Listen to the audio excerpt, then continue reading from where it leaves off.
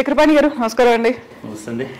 చక్రపాణి గారు, గతంలో తెలంగాణ కాంగ్రెస్ కి సంబంధించి చూస్తే గ్రూప్ రాజకీయాలు లేకుంటే బహిరంగ విమర్శలో సేవ్ కాంగ్రెస్ అనే ఇలాంటి మీటింగ్ లో సీనియర్లు జూనియర్లు రేవంత్ రెడ్డి వర్గం ఉత్తమ్ కుమార్ రెడ్డి వర్గం ఇలాంటివన్నీ డిఫరెంట్ టాపిక్స్ అనేవి కనిపించేవి వినిపించేవి. ఇప్పుడు ఎందుకు సడన్ గా సైలెంట్ అయిపోయారు? ప్రతి ఒక్కరు అధిష్టానం వైపు చూస్తున్నారు, అధిష్టానం ఏం చెప్తే అదే ఫాలో అవుతామంటున్నారు. ఎందుకని ఇలా ఇంత చేంజ్ ఎందుకు వచ్చింది? ఇది కాంగ్రెస్ 2.0 ప్రోగ్రామ్ అట్లా ఉంటుంది. ఓకే, ఇది ఇప్పుడు ఉన్నది కొత్త కాంగ్రెస్, పాత కాంగ్రెస్ కాదు. పాత కాంగ్రెస్లో రాష్ట్రంలో ఎంతమంది ప్రధాన నాయకులు ఉంటే అంతమంది వాళ్ళే ముఖ్యమంత్రులాగా ప్రవర్తించడం, లేదా వాళ్ళే పార్టీని ఇన్ఫ్లుయెన్స్ చేస్తామని చెప్పడం, ఇదంతా జరుగుతుంది. ఇప్పుడే కాదు, మనం బ్రహ్మానంద రెడ్డి గారి కాలం నుంచి చూసినప్పటికీ కూడా ఈవెన్ అప్పటి నుంచి జనరల్గా ఇందిరాగాంధీకి ఎవరు దగ్గర ఎవరు దూరము అనే దగ్గర నుంచి మొదలుపెట్టి ప్రతి ఒక్కరు కూడా రోజు ఢిల్లీ పోవడం లేకపోతే ఇంకోటి చేయడం అట్లా ఉండేది. ఇవాళ కాంగ్రెస్ పార్టీ పూర్తిగా ఒక టోటల్గా డిఫరెంట్ వర్షన్ ఆఫ్ కాంగ్రెస్ పార్టీగా 2.0 వర్షన్ లాగానే వచ్చేసింది. ఇది రాహుల్ గాంధీ అంటే మీరు చూడండి, కాంగ్రెస్లో అంతర్గతంగా కూడా కోటరీస్ అన్నీ ఇక్కడ కాదు, హైదరాబాద్ కోటరీస్ వదిలేయండి, ఢిల్లీ కోటరీస్ అన్నీ పోయినాయి. అక్కడ కూడా G20 ఉండేది, I mean G20, G7, G6 ఉండేది. వాళ్ళందరూ పోయినారు. పెద్ద పెద్ద మహామహులు అనుకుంటున్న కూడా దిగ్విజయ్ సింగ్ అయ్యుండొచ్చు, లేకపోతే గులాం నబీ ఆజాద్ అయ్యుండొచ్చు, లేకపోతే ఇట్లా చాలామందిని వీళ్ళు పక్కన పడేసి పార్టీ ఒక అధిష్టాన వర్గం ఉంటుంది. అధిష్టాన వర్గం వివిధ వర్గాల నుంచి సేకరించినటువంటి అభిప్రాయం మేరకు డిసిషన్స్ తీసుకుంటారు. మొదటిది. రెండోది, రాహుల్ గాంధీ ఫోర్ ఫ్రంట్లోకి వచ్చిన తర్వాత ఈ కోటరీస్ అన్నీ ఢిల్లీలో చెల్లాచెదురైన తర్వాత యాక్సెస్ పోయి, ఇంతకుముందు ఈ 7 కోటరీలో ఉన్నటువంటి 7 ఎవరికొక్కరికి యాక్సెస్ ఉన్నా కూడా అధిష్టాన వర్గం అని చెప్పేవాళ్ళు. ఇక్కడికి వచ్చి నేను మాట్లాడుతున్నాను, ఢిల్లీతో మాట్లాడుతున్నాను. ఢిల్లీలో ఎవరితో మాట్లాడుతానంటే మేడం గారి శిష్యుడితో మాట్లాడొస్తారు. ఇప్పుడు అవన్నీ లేవు. ఇప్పుడు అన్నీ పార్టీ ఒక సెంట్రలైజ్డ్ సిస్టమ్ని ఏర్పాటు చేసింది. ఈ సెంట్రలైజ్డ్ సిస్టము ట్రాన్స్పరెంట్గానే అన్ని ఇష్యూస్ని మాట్లాడుతుంది. ఒక 7 మందో 8 మందో 10 మందో ఉంటారు. వీళ్ళు వచ్చిన రిపోర్ట్స్ని బేస్ చేసుకొని మాత్రమే చేస్తారు. మీరు చూడండి, మొన్నటి ఎలక్షన్లకు సంబంధించి కూడా ఒక షెడ్యూల్ పెట్టినారు, ఒక అప్లికేషన్ పెట్టినారు. ఈ అప్లికేషన్లో ఎవరైతే అప్లై చేసుకుంటారో ఆ అప్లికేషన్లో ఉన్న పేర్లన్నింటినీ ఒక కమిటీకి పంపిస్తామని చెప్పారు. అన్నింటినీ ఢిల్లీకి పంపించారు. ఢిల్లీలో వాళ్ళు కూర్చున్న తర్వాత ప్యారలల్గా కొన్ని సర్వే రిపోర్ట్స్ని తీసుకుంటామని చెప్తారు. ఈ సర్వే రిపోర్ట్స్ని ఆధారంగా చేసుకొని ఎవరెవరికి ఎక్కడెక్కడ స్లాట్స్ కేటాయించాలో అక్కడ కేటాయిస్తారు. దీనిలో పైరవీలు చేసుకొని నేనే అనే చెప్పే అవకాశం ఎక్కడుంది? ఒకటి, నేనే అని చెప్పిన వాళ్ళకి టికెట్ రాకపోవచ్చు. రేపు మీరు నల్గొండలో ఉన్నటువంటి 3 టాప్ లీడర్లను మీరు చూడండి. కోమటిరెడ్డి, చాలామంది ఏమనుకుంటున్నారంటే కోమటిరెడ్డి అసమ్మతిలో ఉంటాడు, లేకపోతే ఆయననే పోటీ పడుతుంటాడు నాయకత్వంలో. చాలా కాలం జానారెడ్డి గారిని అన్నారు. జానారెడ్డి గారు విత్డ్రా అయిపోయినారు. అట్లాగే మిగతా వర్గాల నుంచి గీతారెడ్డి లాంటి వాళ్ళు విత్డ్రా అయిపోయినారు. మిగతా వాళ్ళు కూడా VH లాంటి వాళ్ళు కూడా ఆల్మోస్ట్ ఇప్పుడు ఆయన VH ఎప్పుడైనా సరే ఏంటంటే ఆయనకు సాధ్యమైనంత వరకు శబ్దం చేస్తారు.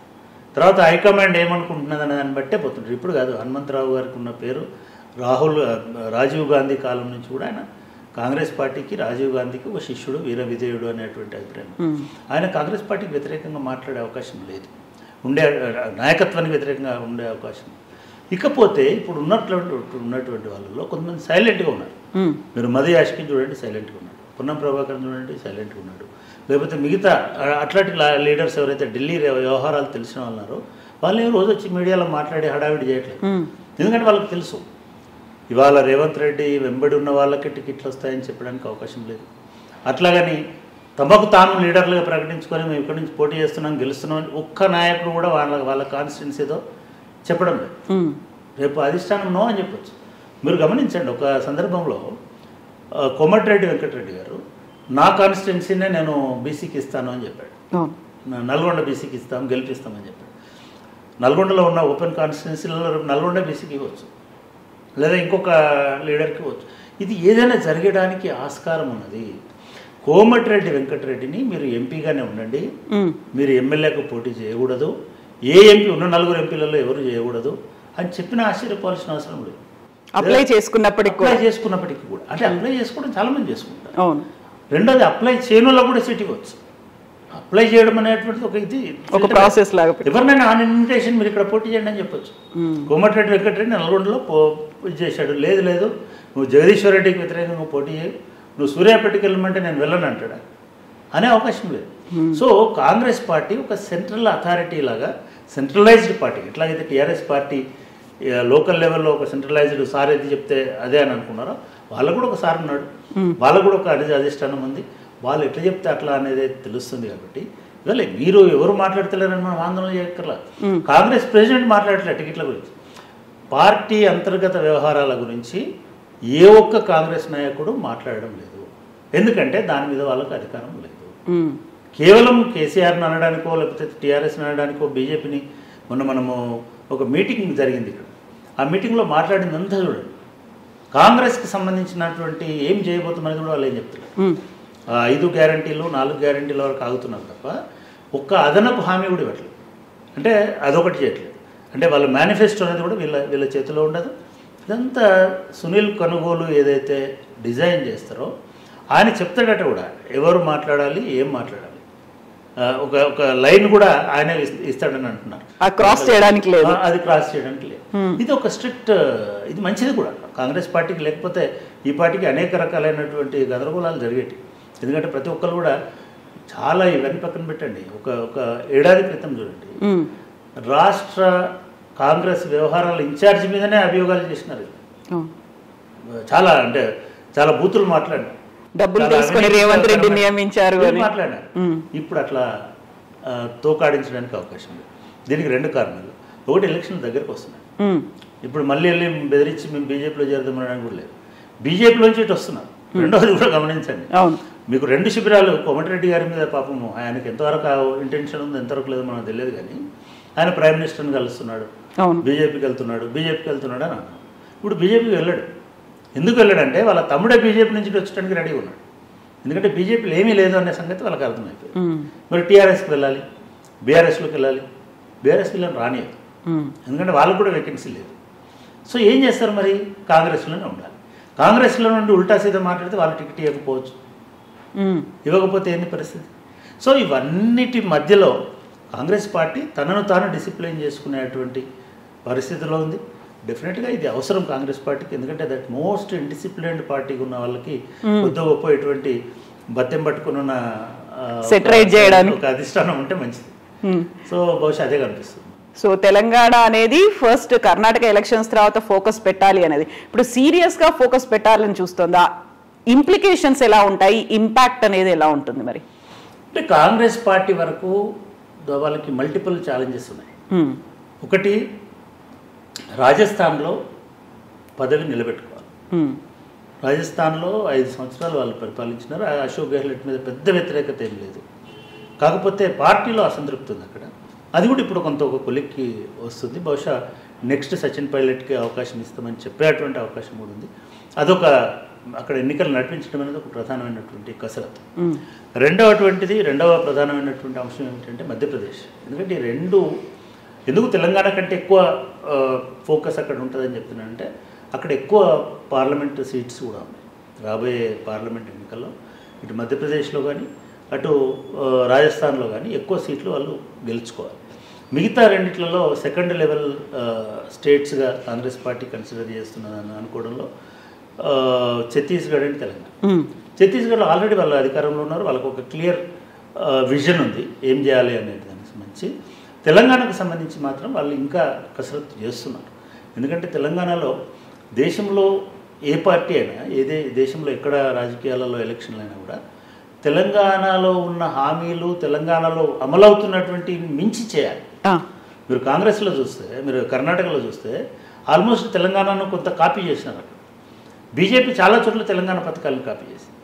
ఇప్పుడు తెలంగాణలో పోటీ చేయాల్సి వచ్చినప్పుడు మహా అంటే దాని ఇంక్రిమెంట్ దాన్ని ఇది పెంచుతున్నాం, దాన్ని ఇది సబ్సిడీలో లేకుండా వాటి నెంబర్ పెంచుతున్నారు. ఇస్తామంటే మేము 4,000 ఇస్తామంట, 4,000 కాడ 5,000 ఇస్తామంట. ఇది పెద్ద అట్రాక్ట్ చేయవు. కాబట్టి ఏదో ఒక డిజైన్ చేయాలి. ఈ 5 హామీలలో మనం లాస్ట్ టైం కూడా మాట్లాడుకున్నాం. ఈ 5 హామీలు లేదా 5 గ్యారంటీలు అవి పాతబడిపోయినాయి. ఇక్కడ కొత్త గ్యారంటీలు కావాలి. ముఖ్యంగా ఒక నిర్దిష్టమైనటువంటి హామీలతోటి చేయాలి. బహుశా అటువంటి కసరత్తు నడుస్తుంది కాంగ్రెస్ పార్టీలో, అటువంటి చేస్తారని నేను అనుకుంటున్నాను. రైతులకు మీరు ఏం చేసినా కూడా పొలోమని మారే అవకాశం లేదు. ఎందుకంటే దే ఆర్ కంఫర్టబుల్. అంటే మూడు నాలుగు రకాలుగా రైతు బంధుతోటే కాదు, రైతు బంధు ఉండొచ్చు, రైతు బీమా ఉండొచ్చు, అన్నిటికంటే రుణమాఫీ ఉండొచ్చు. రుణమాఫీ కంటే ఇంకా అదనంగా ఒకటండి, రైతులు ఎప్పుడు కూడా రైతులే కాదు ఎవరైనా సరే నాకు ఈ సబ్సిడీ ఇవ్వాలి అనడం కంటే మాకు ఈ సౌలత్ ఇవ్వాలని అనుకుంటారు. మీరు water power 24 hours water power వచ్చిన తర్వాత నువ్వు నాకు బిచ్చమేయాలని రైతులు అనుకుంటారని నేను అనుకోను. ఎందుకంటే నేను కూడా రైతు ఫ్యామిలీ నుంచి వచ్చినటువంటి వాళ్ళని. ఆ ఇబ్బందులు లేకుంటే చాలు అని అనుకుంటాను. ఉచితంగా రావాలని కోరుకో, ఫైన్, మనకి పవర్ ఉంది, 24 hours వాటర్ ఉంది, దీనికి బియాండ్గా నువ్వేం చెప్తావు రైతులకి? అది చాలా ఇంపార్టెంట్ కాబోతుంది. ఆ కసరత్తు చేసుకోవాల్సిన అవసరం ఉంటుంది. రెండవది, ఉద్యోగాలకు సంబంధించి ఒక క్లియర్ ప్రణాళిక. ఎన్ని ఉద్యోగాలు ఇస్తారు, ఎట్లా ఇస్తారు, what kind of jobs you provide, ఎక్కడ ఇస్తారు. ఇప్పటి వరకు భారతదేశంలో ఉన్నటువంటి ఎక్కువ ఉద్యోగస్తుల ప్రపోర్షన్ రేషియో ఉన్నటువంటి రాష్ట్రాల్లో తెలంగాణ కూడా. అంటే ఉద్యోగాలు ఎప్పుడైనా పరిమితంగా ఉంటాయి. ఎందుకంటే ఒక 100 మంది అనుకుందాం, ఒక 1,00,000 మంది అనుకుందాం. ఈ 1,00,000 మందికి ఎంప్లాయీస్ ఎందుకు అంటే 1,00,000 మందికి కావాల్సిన డెవలప్మెంట్ని ఇంప్లిమెంట్ చేయడానికి సింపుల్గా ఎంప్లాయీస్ ఎందుకు, ఎవరైనా ఒక టీచర్ ఎందుకు అంటే విద్యాభివృద్ధి ఎందాలంటే పాఠశాలలు ఉండాలి, కాబట్టి పాఠం చెప్పే వాళ్ళకి టీచర్ ఉండాలి. ఎంతమంది టీచర్లు ఉండాలి అంటే ఒక 40 మంది స్టూడెంట్స్ ఒక టీచర్ చొప్పున, 60 మంది స్టూడెంట్స్ ఒక టీచర్ చొప్పున ఉండాలి. దాన్ని బట్టి అంటే మనకు ఒక 5 లక్షల మంది విద్యార్థులు పాఠశాలల్లో ఉన్నారంటే దానికి కావాల్సినటువంటి ఒక సంఖ్యలో టీచర్లు ఉండాలని చెప్తారు. ఆ సంఖ్యలో ఉన్న తర్వాత ఇంకొక 5 లక్షల టీచర్లను రిక్రూట్ చేయలేరు. అట్లాగే ఈ రాష్ట్రంలో ఒక 510 మండలాలు ఉన్నాయనుకుంటే 510 ఎంఆర్ఓలే ఉంటారు. లేదు మేము 2000 ఎంఆర్ఓలను నియమిస్తామని ఎంత ఫూలిష్ పొలిటికల్ పార్టీ కూడా చెప్పదు. అంటే లిమిటెడ్ ఉన్న ప్లేసెస్లో అన్లిమిటెడ్గా ఉన్నటువంటి నిరుద్యోగులను ఎట్లా సాటిస్ఫై చేస్తారు అనేటువంటి ఒక బిగ్ ఛాలెంజ్. ఏదో ఒక రూపంలో వాళ్ళకు హామీ ఇవ్వాలి. మహిళలకు సంబంధించినంత వరకు బస్సు ప్రయాణం చేయిస్తామో లేకపోతే కొన్ని చోట్ల పనికి వస్తామో కానీ పెద్దగా అటువంటి ఇంపాక్ట్ ఏం చూపిస్తుంది? చలో మీరు చెప్పండి, గ్యాస్ ధరని 500 రూపాయలు చేస్తామని పక్కన కర్ణాటకలో చేసినాం, లేకపోతే ఛత్తీస్గఢ్లో చేసినాం, లేకపోతే మేము అధికారంలో ఉన్న మిగతా రాష్ట్రాల్లో చేసినామని చెప్పండి, డెఫినెట్గా దాని ప్రభావం. అంటే అటువంటి నాకు ఏం ప్రయోజనం వస్తుంది? మిగతా ఈ బ్రాడర్ వెల్ఫేర్ డెవలప్మెంట్ దాంట్లో ఓట్లు అడిగి లాభం లేదు. ఒక ఎమోషనల్, ఎప్పుడైనా ఓట్ అనేది ఒక ఎమోషనల్ టర్న్అవుట్ మీద డిపెండ్ అంటే తప్ప ఫిక్స్డ్గా ఉంటారు ఓటర్స్. ఖచ్చితంగా వాళ్ళకు దాన్ని వాళ్ళ లాభ నష్టాలు బేరీజ్ వేసుకొని వాళ్ళ మైండ్ అనేది ఆలోచిస్తుంటారు. కాబట్టి ఇంకేదో పెట్టి మేము మాయ చేస్తామనడానికి అవకాశం ఉంది. సో ఆ కాంగ్రెస్ అధిష్టానం అయితే బెత్తం పట్టుకొని చాలా స్ట్రిక్ట్గా సెటరైట్ చేసింది. బట్ ఇక్కడ 2 రకాల కసరత్తులు అయితే చేయాల్సిన అవసరం ఉంది. ఒకటి, అప్లై చేసుకున్న వాళ్ళకి ఎవరెవరికి టికెట్లు ఎక్కడ కేటాయిస్తారు అనేది ఒకటి. ఆ తర్వాత బీఆర్ఎస్ని ఢీకొనడానికి తాము ఎలాంటి పథకాలతో ముందుకు వస్తాము అనేది, ఎలాంటి మేనిఫెస్టో ఏంటి అనేది. దానికి కూడా వాళ్ళు ఇప్పుడు వాళ్ళు ఏం చేస్తున్నారంటే గ్రౌండ్ లెవెల్లో చాలా కమిటీలు వేస్తున్నారు. మొన్ననే ఒక 5 కమిటీలు వేస్తున్నారు.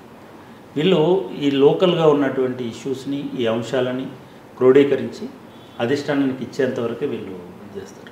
మేనిఫెస్టో అనేది వాళ్ళు అక్కడి నుంచి, మేనిఫెస్టో కూడా అవుట్సోర్స్డ్ మేనిఫెస్టోనే వస్తుంది. ఎప్పుడైనా సునీల్ కొనుగోలు మేనిఫెస్టోనే వస్తుంది. ఆయన ఎట్లాగైతే కర్ణాటకలో చేసినాడో ఇప్పుడు మునుపటి ఎన్నికల్లో లేవు. ఇప్పుడు చాలా అకాడమిక్ ఓరియంటేషన్ తోటి ఎలక్షన్స్ జరుగుతున్నాయి. నేను అనుకోవడం ఒక టీఆర్ఎస్ అటువంటి ఎక్సర్సైజులు చేయట్లేదు. టీఆర్ఎస్ చాలా బోల్డ్గా గుడ్డిగా ఎలక్షన్ ఫైట్ చేస్తుంది. కానీ అటు బీజేపీ కానీ ఇటు కాంగ్రెస్ కానీ డిఫరెంట్ ఏజెన్సీస్ మీద డిపెండ్ అవుతుంది. వాళ్ళు కొంత సర్వేలు చేస్తున్నారు. ఆ సర్వేలు బేస్ చేసుకొని ఎక్కడెక్కడ ఏ క్యాండిడేట్ అనేటువంటిది ఆలోచిస్తున్నారు. ఆ క్యాండిడేట్ని ఎవరు ఎట్లా ఢీకొనాలనేటువంటి ఇది కూడా తీసుకుంటున్నారు. బ్రాడర్ లెవెల్గా కూడా ఒక విజన్ డాక్యుమెంట్స్ పేరుతోటి లేకపోతే ఒక మేనిఫెస్టోలో రూపంలోకి వచ్చే అంశాలని వీళ్ళు తయారు చేసుకుంటున్నారు. బీసీలకు సంబంధించిన సమస్యలు ఏంటి? నెంబర్ 1 ప్రాతినిధ్యం. బీసీలకు మిగతా ఎప్పుడైనా సరే పొలిటికల్ ఒక లెవెల్కి పోయిన తర్వాత ప్రాతినిధ్యం కోసం కొట్లాడుతుంటారు. ఇవాళ తెలంగాణలో అది కనబడుతుంది. రిజర్వేషన్లు అంటున్నాం, లేకపోతే మీకు సబ్సిడీలు అంటున్నాం, వీటికంటే ఎక్కువ ఎస్ మేము బీసీలకు 50 టికెట్లు ఇస్తాము, 30 టికెట్లు ఇస్తాము, 20 టికెట్లు ఇస్తాము. ఆ లెవెల్లో కాంగ్రెస్ పార్టీ ఒక మైండ్ గేమ్ ఆల్రెడీ స్టార్ట్ చేసింది. అది 2 రకాలుగా మైండ్ గేమ్. ఒకవైపు ఏమో బీసీలను మోటివేట్ చేయడానికి, వాళ్ళని కొంత సాఫ్ట్ చేయడానికి ఇది మనకు వస్తుంది. రెండవది మిగతా ఆధిపత్య శక్తులను కూడా చెక్ పెట్టడానికి వాళ్ళకు వాళ్ళు విచ్చలవిడిగా మేమే టికెట్లు ఇప్పిస్తాం మేమే చేస్తామనే ఆస్కారం లేకుండా చేస్తాం. రెండవది గ్రాస్ రూట్లో ఈ సర్వేల వల్ల ఈ అసంతృప్తికి కారణమైన అంశాలు ఏంటి అనేటువంటి అధ్యయనం ఆల్రెడీ నడుస్తుంది. దీన్ని బేస్ చేసుకుని రేపు వాళ్ళ మేనిఫెస్టో ఉండబోతుంది. ఎక్కడ అసంతృప్తి, ఎక్కడ వ్యతిరేకత, ఎక్కడ ఏం కోరుకుంటున్నారు ప్రజలు, ఇవన్నీ జరుగుతున్నాయి. అంటే పూర్తి స్థాయిలో ఒక centralised system, centralised electioneering system అనేటువంటిది కాంగ్రెస్ పార్టీ చేసింది. నేను అనుకోవడం కర్ణాటకలో కూడా ఇట్లా 2 లెవెల్ 3 లెవెల్ ఎలక్షనీరింగ్ సిస్టమ్ని పెట్టినారు. అదే పద్ధతిలో అంటే ఢిల్లీలో ఒక వార్ రూమ్ ఉంటుంది, డే టు డే అక్కడి నుంచి మానిటర్ చేసేటువంటి ఒక టీం ఉంటుంది, తెలంగాణకు సపరేట్గా ఒక టీం ఉంటుంది. ఆ టీం ఎవ్రీ డే మానిటర్ చేస్తుంది. గ్రౌండ్ లెవెల్లో హైదరాబాద్లో ఒక టీం ఉంటుంది. ఆ టీం కింద ఉన్నటువంటి నియోజకవర్గాల వారికి ఎక్కడెక్కడ ఏమవుతుంది అనేటువంటిది ఇది కర్ణాటకలో జరిగింది. దీనిలో కేవలము కాంగ్రెస్ పార్టీ వాళ్ళే ఉండరు. కాంగ్రెస్ పార్టీ కొంతమంది జర్నలిస్టులను తీసుకోవచ్చు, కొంతమంది ఇంటలెక్చువల్ని తీసుకోవచ్చు. కర్ణాటకలో జరిగిన ప్రాసెస్లో కొంతమంది ప్రొఫెసర్లను తీసుకోవచ్చు. వీళ్ళందరినీ తీసుకొని ఆ వ్యూస్ తోటి ముందుకు పోతున్నట్టుగా కనబడుతుంది. అది రాజకీయాల ప్రత్యక్ష ప్రమేయం ఉండకుండా ఒక కిచెన్ క్యాబినెట్ ఒకటి తయారు చేసి అక్కడి నుంచి ఇవన్నిటిని డిజైన్ చేసేటువంటి ఆలోచనలో కాంగ్రెస్ పార్టీ ఉన్నట్టుగా కనబడుతుంది. సో డిఫరెంట్ సెక్టార్స్ని అన్నింటినీ ఇన్వాల్వ్ చేసి ఎలా ఎలక్షన్స్ని ఎదుర్కోవాలి. ఎగ్జాక్ట్లీ ఆ పద్ధతిలోనే ఇక్కడ కూడా ఎలక్షన్ అనేది ఉంటుంది. ఇప్పుడు అందుకే ఇక్కడ ఈ లీడర్లకు ఏమీ తెలియదు. అది వచ్చేంత వరకు నిజానికి ఇవాళ జరుగుతుంది కూడా అదే. లీడర్లు ఏం మాట్లాడాలో కూడా వాళ్ళు చెప్తున్నారు, ఎవరు మాట్లాడకూడదో చెప్తున్నారు. లేకపోతే వీళ్ళ నోటికి తాళాలు వేయడం అనేది సాధ్యమయ్యే పనే కాదు. అంతర్గత ప్రజాస్వామ్యం ఎక్కువ ఉండేటువంటి వాతావరణంలో ఇప్పుడు పూర్తిగా వాళ్ళు ఎవరు మాట్లాడాలి, ఏమి మాట్లాడాలి, ఎప్పుడు మాట్లాడాలి, ఎక్కడ మాట్లాడాలి, ఇవన్నీ విషయాల్ని కాంగ్రెస్ పార్టీ ఒక స్క్రిప్ట్ ప్రకారం, ఒక పద్ధతి ప్రకారం, ఒక స్ట్రాటజీ తోటి స్ప్రెడ్ చేస్తున్నట్టుగా కనబడుతుంది. ఇది గతంలో మనకి మిగతా రాష్ట్రాల్లో జరిగిన పరిణామాలు ఫలితాలు చూసిన తర్వాత కాంగ్రెస్ పార్టీ అది ఇక్కడ పనికి వస్తుందని అనుకుంటుంది. నేను పనికి వస్తుందని కూడా నేను అనుకుంటున్నాను. లేకపోతే ఈ పార్టీకి కాంగ్రెస్ పార్టీలో చాలా కిష్కింద కాండలు నడిచేటి, టీ కప్పుల తుఫాన్ అని చెప్పుకున్నప్పటికీ మీరు చూడండి, గతంలో పిసిసి చేసిన వాళ్ళు, గతంలో ముఖ్యమంత్రికి పోటీ పడ్డవాళ్ళు, గతంలో 10 మందికి 5 మందికి టికెట్లు ఇప్పించుకున్న వాళ్ళు చాలా వరకు ఉండేటిది. కోమటిరెడ్డి వెంకటరెడ్డి గారు పక్కన ఉన్నటువంటి నియోజకవర్గం కూడా ఆయన మనిషిని పెట్టుకున్నాడు, లేకపోతే ఇంకొక చోట ఆయన మనిషిని పెట్టుకు ఇట్లా చెప్పేవారు. ఇప్పుడు అట్లా లేదు కదా. ఇప్పుడు ఎవరికి టికెట్ ఇచ్చినా రాహుల్ గాంధీ లేదా అధిష్టాన వర్గం సోనియా గాంధీ అని అంటున్నారు, లేదా అక్కడ కూడా ఒక కసరత్తు జరుగుతుందని అంటున్నారు. కాబట్టి ఆ ప్రాబ్లం పోయింది. కాంగ్రెస్ పార్టీకి నేను నీకు టికెట్ ఇస్తానని చెప్పి చాలామంది అట్లా ఉండేవాళ్ళు. కాంగ్రెస్ గాంధీ భవన్ చుట్టూ తన అనుచరులను పట్టుకుపోయి లేకపోతే ఇక్కడ టికెట్ ఇవ్వాలని కాదు అవన్నీ ఉండవు. పూర్తిగా ఒక సైంటిఫిక్ సర్వే ప్రకారమే టికెట్లు ఇస్తామనేటువంటి సందేశం వాళ్ళకందరికీ వచ్చింది. కాబట్టి ఎక్కడ వాళ్ళు అక్కడ పనిచేసుకుంటున్నారని అనుకుంటున్నాను. ఎస్ అండి, thank you so much Chakrapani గారు. థ్యాంక్ యూ అండి, థ్యాంక్ యూ.